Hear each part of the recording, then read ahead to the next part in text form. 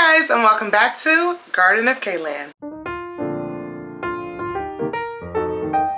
Spring is now here, and you know what that means. If you don't know what that means it's showtime. I see some pretty good new plants coming out, so I'm gonna be busy this year. But before I get new plants and start acting brand new to my old ones, I'm gonna highlight all my favorites at the current moment. Well, not all of them, but some of them. But before we get started, hi, I'm Kayla, and welcome back. If you're new here, welcome, and be sure to subscribe if plants are your vibe. Now let's look at some plants. Okay, first of all, look how big this Hoya is getting. I'm actually wishing now that I never put it on this trellis, but it's looking good either way. So this Hoya polyneura has a little bit of silver splash, and it has really just been showing out the last few weeks. I've had it in pond since I got it, but I got it at such a tiny baby, and I can't believe it's already about to fill this entire trellis up. I really love these leaves up close because there's like this undertone of dark blue or like dark green veining, and I especially love the growth pattern of the leaves, how they come in like two at a time like that mermaid tail. But my favorite thing about the Hoya polyneura is how fast it grows, and I have definitely got to get my hands on the variegated one this year. That is at the top of my wish list. The next one that I get is not going on a trellis. I'm just gonna let it trail down.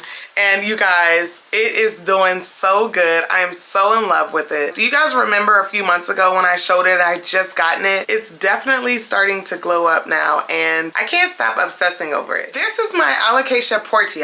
I got this one from a nursery about 6 months ago, and it has since pushed out 2 new leaves, with this one being the latest. As you can see on some of the younger leaves, they kind of have deep sinuses, and then with this newer one, the deep sinuses are still present, but they're just starting to crisscross over one another. I don't know if that's gonna be a permanent thing or if that's just this leaf still unfurling. I hope it's just the leaf still kind of hardening off, because then that means that it's gonna get a little bit bigger. If the mature form did have like these crisscross sinuses making them look like sort of closed, then I would prefer the younger leaves, because I really love the V-shaped sharp sinuses on this. Based off the pictures that I found online, this isn't gonna stay this way. The sinus is gonna, you know, as it matures, it's gonna be open still. It's still gonna have that V shape.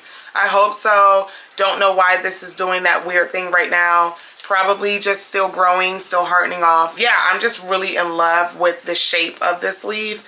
Wish that the veining was a little bit like, you know, more prominent, or, you know, more of a contrast of color. But right now I'm really digging this Alocasia, especially due to the fact that I'm keeping it alive. And that's likely because I keep it in my greenhouse cabinet where it's getting constant high humidity. And I've got it in some pretty good soil right now. Very chunky, very airy. So I don't know, I'm hoping that this continues to do well. I'll put it outside this summer, I think. And the reason I say I think is because these leaves are a little bit thin. And my house during the summertime is scorching hot, especially where I put my plants. It's very hot, it's very bright. I actually just planted some trees to kind of, you know, create some shade, but they're still twigs right now. So, you know, they do very little to help at the moment. But right now, I don't know. I'm gonna have to figure something out, because right now it's getting kind of tall and it's starting to take up a lot of space in the cabinet. But at any rate, the petioles are tall, and there's actually some patterning on the petiole too. If it will show. I don't know if it's gonna focus. Probably not gonna focus, but it's there. Overall, I give this Alocasia an 8 out of 10. I absolutely adore it. I'm so happy that I have it now, and I'm really looking forward to what else it's gonna do. Okay, so this one is a little bit chaotic, but finally I got my hands on a pariso verde that actually has variegation. And just to compare, this is my original one. This is the older one that I had. And then this is the new one that I got. Like, do you see the major difference between the two of these? And I know they say that the variegation on the pariso verde is heat related. So I intentionally put my older one in a very hot spot. It was like 80 degrees, and it still wasn't, it was just pushing out all green leaves. I'm not too sure what this one's gonna do. I'm likely gonna put this one outside this summer, but can you please get a look at how beautiful the variegation is finally on this Pariso Verde. This is why I wanted one. I didn't want just an all green one. And I'm willing to put in the work required to get this variegation, but I don't know what was going on with the other one. So yeah, so I got this one and like immediately just, yeah, obsessed. Every leaf though, every leaf has really good variegation. Like what? Hold on, look at this one. Look at that. That is so gorgeous. It's crazy. The way that this plant is growing and facing right now is slightly chaotic. I haven't gotten it onto a moss pole yet, but you can see like it's way past due for one, but I am gonna get around to it. I'm just like really admiring the really perfect variegation on this plant so far, and I really want to make sure that I keep it that way, so that's why I'm going to be putting it outside. Look at this new leaf coming in. Kind of curious to see what that one's going to look like, but my guess is it's going to look like the rest of the leaves. Amazing. This Pariso Verde was an amazing find for me. I got it off of a live sale, and I'm really happy that I did now, because I have not seen one yet that looks as good. Like I've seen most of them that have maybe one or two really good variegated leaves, but this one has all variegated leaves and all of them are like heavily variegated. I'm sort of cheating a little bit because I bought this plant this way. I didn't have to put in any work to get it this beautiful. I'll probably have to put in a lot of work to keep it beautiful, maybe not. But it's like, what do you want me to do? Pass it up? It's amazing. I couldn't do that. So yeah, my Pariso Verde doing what it's supposed to do. My favorite thing about this Piper is that it's still alive. But no, seriously, I had a Piper crocatum and I thought it was doing so well and it was big and it just died one day. So when I got this one, I went out of my way. I'm going out of my way to take special care of it. This is the Piper sylvaticum, and I love how the leaves look like they're brushed with silver. It's also really cool that these are climbers. I have mine just in the back of my greenhouse cabinet. Ideally, I would like to see them climb throughout the entire case, but obviously that's not the case right now. However, I did end up propagating a piece of this to put in my little terrarium that I have in my bedroom. So, you know, that kind of slowed it down a bit. Look how amazing it's doing. Like, not a single issue with it. It's been the easiest plant. And I think it's because I have just really left this one alone. I literally still have it in the pot that it came in, and it's just climbing and it's growing. When the new leaves emerge, they're slightly pink, and I really think that's cool. This one is losing it a little bit, but you can still kind of see it if it'll focus. You can still kind of see it, but look how terrestrial and exotic the leaves look. It is so amazing. I love this Piper. There's a bunch of veins, but then there's a bunch of like micro veining that kind of looks like it's cracked through each leaf. It's truly an amazing plant to have. And I think this would look really great outside if I put it up on a big trellis and I just let it like climb, kind of have it as a backdrop. If it would survive outside. I'm kind of scared to put it outside. But yeah, that is kind of in the plans. I have a few pieces propagating, and so those are the ones that I'm going to put out. This one I'm going to keep in just in case, like, you know, as my backup. But yeah, I can't believe I have it alive at this point. Now, if you do ever end up getting a Piper, keep in mind that on the backs of them, and I don't know if you can see it. Let me see. I don't know if you can see it. I hope you can. But there are like little crystal specks on the back. And on my Piper crocatum, when it did that, it really freaked me out. I was like, what on earth? They were everywhere. But I learned that it's kind of sort of like, I can't remember the word of it, but I'll find it and I'll put it on the screen. But whatever it is that attracts like the ants to it or something, I don't know. What am I talking about? I'll look it up. I'll put it on the screen. But yeah, it's fine. It's a natural thing that the plant does. And it turns out that this one isn't going to completely croak on me like the crocatum did. So really happy to have it. Now I need to go put it back. I don't know about you guys, but I think it might be time to give my Philodendron gigas a nice little chop and some water for sure. The moss pole is crispy at this point, but this gigas is so thirsty. I am so tired of having to refill this little reservoir. In fact, it might just need to be repotted. Nope, So yeah, I have this right now in pond, but it is looking a little bit off right now because it's really dry and I have no idea how long it's been that dry. So I'll get some water in it ASAP, but I never show it on my channel because I just felt like it wasn't at the potential I wanted it to be at yet for me to like show it off. Like it wasn't worthy, but of course it is. And just look at this new leaf coming in.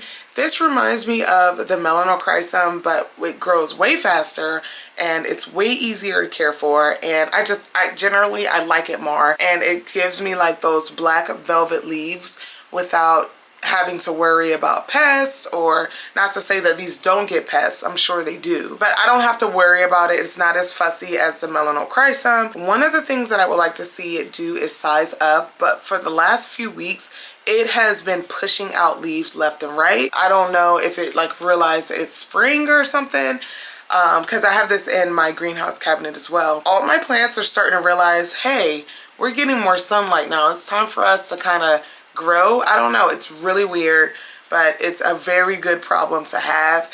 I'm just ready to go ahead and chop this up and propagate it so that I can make this a little bit fuller. I don't just want one big vine, you know, but I've been so hesitant because I really want to see these leaves size up, because look how gorgeous they are. I mean, it almost looks like they're glowing. It's just, I love, love, love, love this plant. As I mentioned, I have it in pond, and that was just an easier substrate for me to grow this in, or at least I thought so, but it's so thirsty. So I may have to reconsider that soon. But yeah, I got it in pond, got it in the moss pole, got the moss pole in the pond, not actually in it, just like slightly at the top of it so that it's not like in the actual pond. It's really been working out for me. This plant is really forgiving every time. Literally every time I go to pick this gigas up, it is completely dry, and I'm always like, how long has it been that way? So the fact that it keeps growing and growing and it's about to outgrow this moss pole soon is amazing to me. I got this as a starter plant and I really wasn't sure if it was gonna make it, but this one has been, she's been holding her own, and I'll probably end up propagating it today since I have it out, because it's kind of in the back and I'm always like, oh, I don't feel like digging it out. But yeah, I think that this is such an amazing plant to have. I am so enjoying it. I haven't had any problems with it so far, and I think that I've reached a point with my gigas where I'm ready to show you guys, ready to show it off, because I've had it for a while. I don't think I've ever shown it on my channel, but here it is. So I finally broke down and got one of these, even though I swore I wasn't going to, but I did. This is my Syngonium albo, and the only reason I got it was because it was like $10. And considering the price that this used to be, I was like, well, why not? And if I'm being honest, I don't know why I didn't want one. I just was like, oh, when I saw all the hype around them, I was like, I don't want to be another I don't know. It just, the hype for me didn't match the Syngonium. I don't know. And look at me now, showing one on my channel. Anyway, now that she's here, I'm gonna show her some love. This leaf here is definitely the most amazing one on this plant, but I do love the random splashes of white and cream on the other ones. I haven't had this plant long enough to tell you too much about it, but if it grows like the rest of my Syngoniums, it's gonna be good and likely going to grow very fast. I've seen a lot of people with these climbing. I've seen a lot of people with them just being big, full, bushy pots. I think I'm gonna propagate them and do a little bit of both. In fact, I wanna add a third one and put it on a trellis and just have it kind of wrapping around a U-shaped trellis with the leaves all pointing one way. I thought that might look really cool if it's even possible. This is all I have to work with so far. So I got a little while to go before I can even consider doing any of those things. But for right now, I like it a lot. I don't love it per se. I'm kind of looking forward to seeing how I can experiment with it. On today's episode of Name That Plant, I'm not kidding you guys, it is literally a no ID anthurium. This anthurium came from Chimera Tropicals, and the way that he is always back there Frankensteining plants, I'm not surprised that this is a no ID. But ID or not, it has been so consistent and growing so beautifully. The leaves are coming in like a deep purple, and they also have like a slight sheen to them and some texture. So I really can't wait for this to mature a little bit more so I can see a few more of those features coming out. But I'm just curious, What do you guys think this is a hybrid of? I'll give you a good look at it. Your guess is as good as mine, probably better.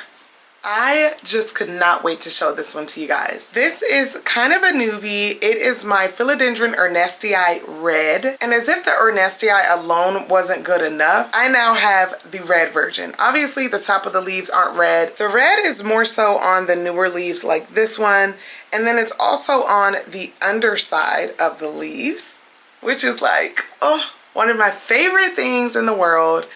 And like, look at this one. You could still see a little bit of that red underneath this slightly damaged leaf. I'm really happy that I have this, except for I don't know if I'm gonna have this on a moss pole. I don't know if I'm gonna let it. I think this is a crawler. Pretty sure it's a crawler. I am obsessed with these corrugated leaves. This one is even like slightly wrinkly. I don't know, it's really weird. But I am very curious to see what that new leaf is gonna come out like. And you guys, I wanted an ernestii for so long. I wanted just the regular one. So obviously when I saw that there was an ernestii red, of course I had to have it. I think that this is one of the most underrated philodendrons out there. I don't see a lot of people talking about it, and for no good reason, obviously, because this plant is amazing. It didn't ship the best in the world, but it is acclimating and adjusting so beautifully. Even though I might have some damage to this new leaf, I just feel like it's such a fast grower. You can even see that there's another leaf coming in already off of the already new leaf. I am so hopeful for this plant. I have so many plans for it. I'm gonna propagate it so I can have 2 and fill out the pot. And yeah, I'm at a loss for words. I love this plant so much.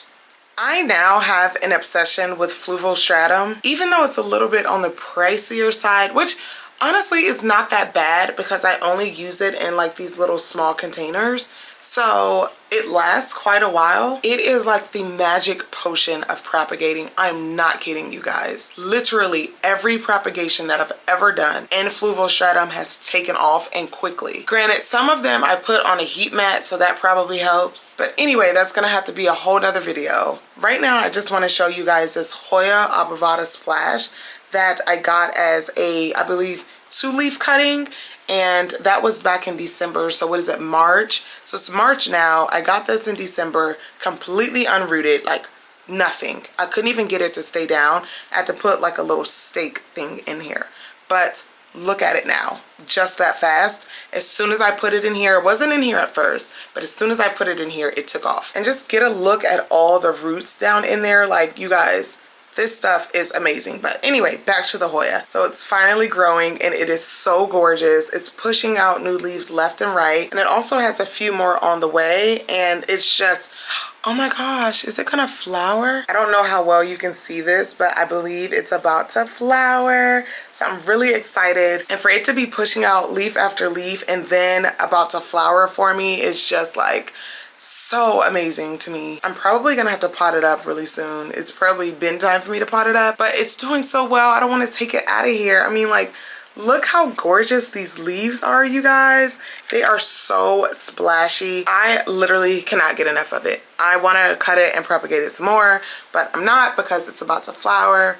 And I'm gonna wait for it to flower first, and then maybe I'll consider it. But yeah, put it in some soil. Actually, maybe even put it outside. I keep saying I'm putting plants outside, but like, there's only so many I can put out there, so I don't know. Is this not amazing and gorgeous? And look at this guy. This was another 1-leaf cutting that I got the same day I got the abovata splash, and look at the roots in this one. Like, I'm telling you guys, this stuff is magic. It is like, it's truly amazing. I just want to emphasize that this was a 1-leaf cutting, and look at these massive leaves on here already. And then I've got like these tendrils. None of this was here. It was just 1 leaf and on a little stem, and that was it. So like, yeah, I think it's safe to say propagating in this is definitely a win. I just want to say I'm having an amazing plant month. Like, all my plants are waking up and doing amazing, and like, I feel like high on plant life. Right? And to top it all off, look at my Jose Bruno.